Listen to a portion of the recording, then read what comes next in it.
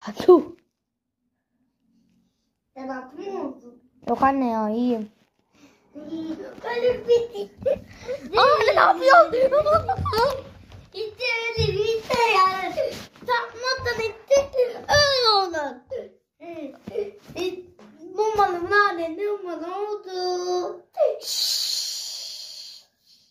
Lan ne yapıyor lan? İyi misin şimdi? İyi mi dedin? İyiyim anne. Ondan dolayı